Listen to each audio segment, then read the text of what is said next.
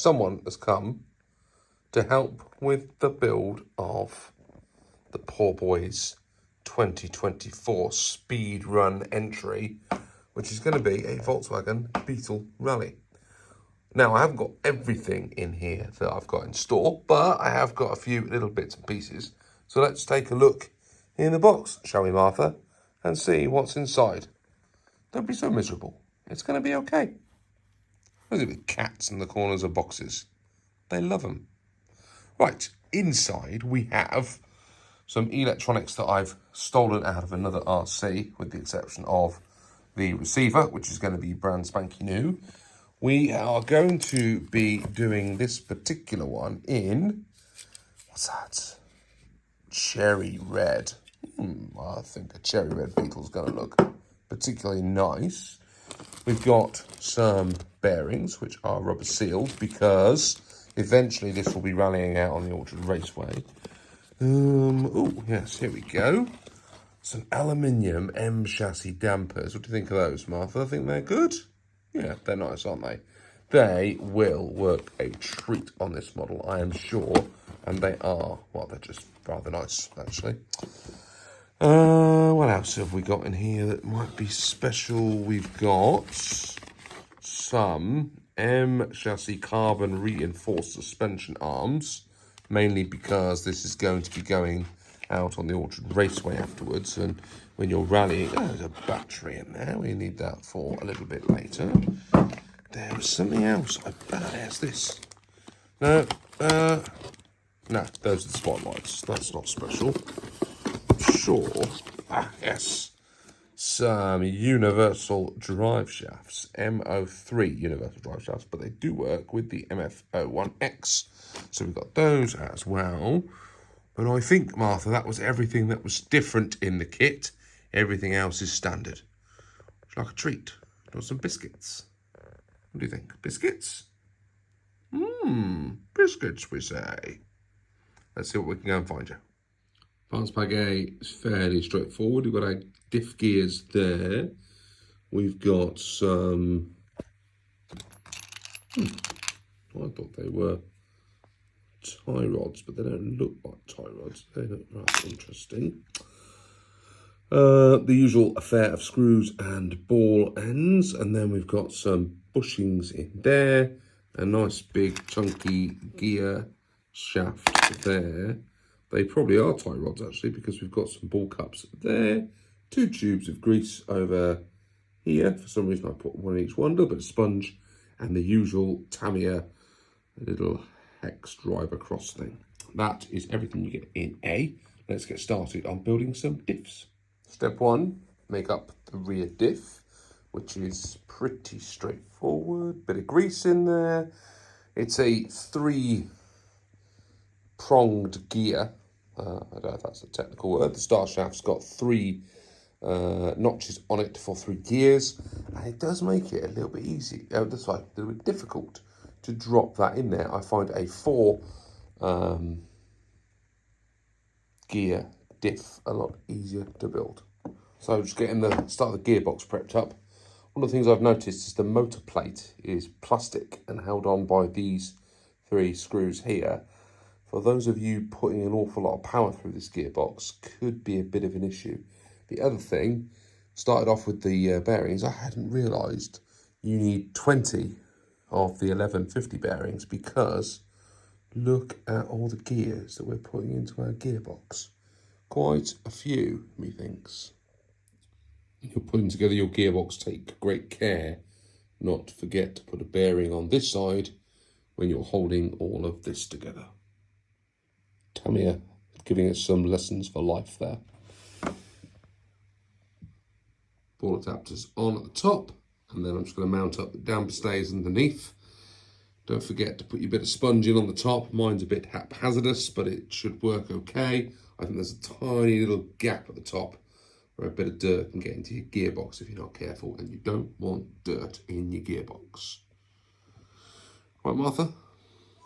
So I was going to use that high torque servo saver, but I couldn't quite work out, because this particular servo saver bit is a lot taller than the one on the high torque servo saver.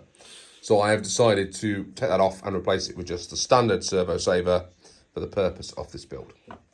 So the servo mount is this plastic piece here. And you do have to be really careful when lining that up either side, because it is possible to get it misaligned. And also within the manual, you have to be careful if you're using a shorter servo, because there are some additional brackets that you have to put in place to make sure that it all fits properly. There we go, part bag A is complete. So the only thing you have to make sure, which I failed on, is that you do the servo mount on the right way round, because if you don't, you get your servo upside down. Screws go in the bottom, battery mount there. This is actually upside down. I think it'll be flipped around the other way when we go live. So let's go back to bag B, and we're going to build up another diff next. So we have put the gears in the front of the gearbox now, and there's a funny little holder that you have to put your front bearings into. So just watch that. You have to make sure you trim any excess plastic off of it, and make sure you grease those gears up well as they go into the gearbox. And then we're going to do the same on this one over here next, and get that one prepped too, and then sandwich them together with the differential in the middle with a bit more grease on it. So we've sandwiched the gearbox at the front together. There's our rear gearbox there. And now we've got the important decision to decide, are we doing a short wheelbase, or are we doing a medium wheelbase, or are we doing a long wheelbase? And you'll be able to check that on the side of your box. And the Beetle that I'm doing is a long wheelbase. So I'm going to follow these steps here to make sure that I get the right parts together to deal with the drive shaft that I've got, which is the long one. So that's 4 pieces there that are just screwed together to make that insert. And then we're now going to attach the front and the rear gearboxes with that piece in the middle. Very, very straightforward. And that just extends the chassis length and makes this the long wheelbase one. And then there are some shorter ones that go in there to change up the length of that middle section, which is what alters the length of the chassis, which is pretty clever. So all bolted together. The only thing that concerns me a little is there is an awful lot of screws in that middle section. It's all bolted and screwed together. And I am concerned that if it goes over the jumps on the Orchard Raceway, what might happen to that middle section over time. But for speed running, I think it will be okay. Right, next thing to do is to get to the drive shaft to go down there. A little bit like the one on the TL01B and the TL01. I think that's sort of hark back to the TA01, TA02, DB... Is it the DB or DF01? The I think of the Top Force and the Manta Ray had a drive shaft that sort of did something similar. So let's get that put in next. And just like that, we've got everything in and all done. Now the only thing I've noticed is quite a little bit of play in that drive shaft. You hear it knocking. I don't think that's too bad, but it's all, you can run your finger across the top of the drive shaft and everything seems to be spinning freely for now. So that is the chassis part built. I think that sees us to the end of bag B, which I think is under there. Here we go. And we are now on to bag C, which is where we get to start using some of those hopper parts that I've got. And we're going to put the rear arms on next. Nice easy start to bag C. Make up the rear arms and a couple of tie rods.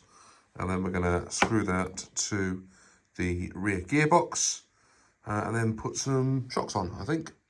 So this is the point in the build where you would build some rear dampers, which are friction dampers. Very simple, very easy to put together on the XV01, on the MF01X. However, I am going to be adding these aluminium dampers, for which I'm going to follow these instructions here, and they look a little bit like this. Very, very, very nice. You get the usual CVA adjusters there, some different springs to put on them, which can alter the tension, and also a load of adjusters that go on, etc, etc, etc. Now, the reason I'm doing this is that these dampers are going to be considerably better than the friction ones that come in the kit. And it will make a difference. So if you can get yourself some of these, then do so. Or there are some mini CVAs that are pretty good as well. I think I've got those on the MF05, although I'm probably going to upgrade to these as well on that chassis too, because these will be significantly better. So let's get these built and we'll add those instead of the friction. In a change of plan, I am going to build the friction dampers because these don't come with any oil. And all my oil is down in the studio and it's raining. I'm not going down there to go and get it. So we're going to build the friction ones and we're going to build it as Tamiya intended it for now. And then we'll put those on at a later date. And I got all excited and forgot to show you those being built, which they're now done. They went together fairly easy. And we've mounted up the body posts, which was the bottom end of this section. And I've also put in the drive cups there, which go into the differential. So we're ready, I think, to start working on the rear uprights next. Next big decision. Do you want to go high or do you want to go low? I would say that you speedrunners are all going to want to be on a low suspension setting. But I'm going to set mine up at the moment for the high, so we can do a bit of rallying with it to start with out on the Orchard Raceway. So that's what we're going to do. There's so many strange bits on this car. There's like sort of extended rear uprights, which I've never seen before. But all these extra screwed parts just look like sort of weak points to me that are going to break if I am rallying it and crashing it hard. Probably going to be all right for the speed run, although they will create a lot of vibration in different parts. Don't know. So I've got it all set up.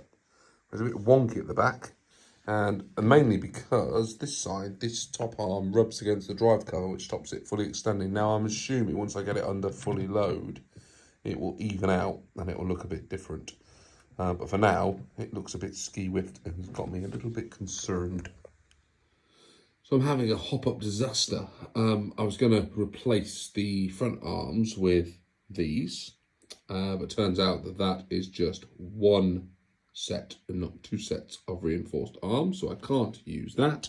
So I'm moving on now to bag D, and we're just going to build those front arms up standard.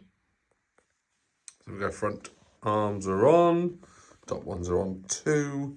This has gone from being the ultimate hop up straight first build to just being a stock, which is somewhat changing my thoughts on how I'm going to run this for the time trial. So I think what I'm going to do is just do the speed runs with it all completely stock.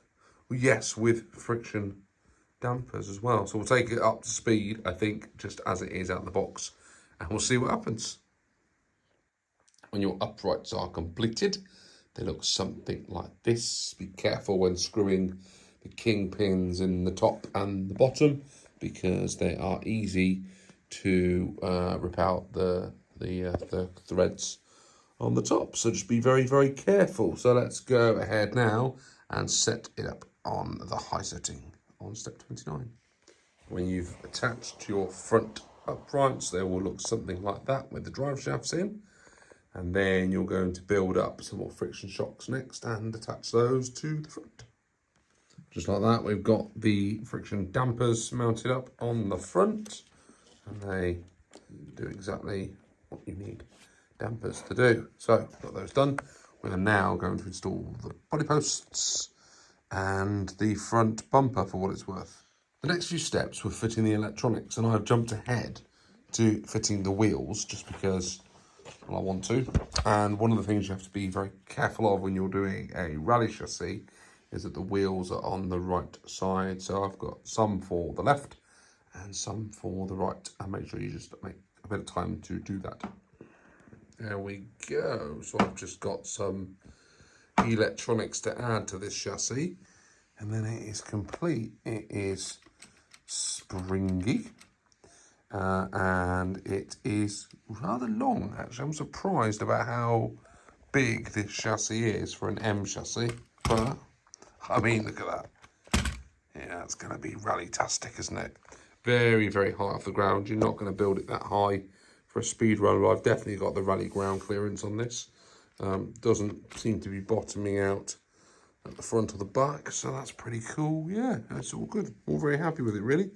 Right, next step is to get some electronics in this, but I am not going to do that just yet because I've got to decide what motors I'm going to run and how I'm going to get that started. The bit that I haven't shown you will be the motor installation, which goes right at the rear. It hangs out quite far out the back. So you put the motor in there, and then you will install the rest of the electronics on the top of that tray, which is quite neat, really. And then that's it. You've built your MF01X chassis. Thanks for watching. I've been Craig. Thank you very much for joining me today on the OAG RC, and good luck in the Poor Boys 2024 Speed Run Challenge.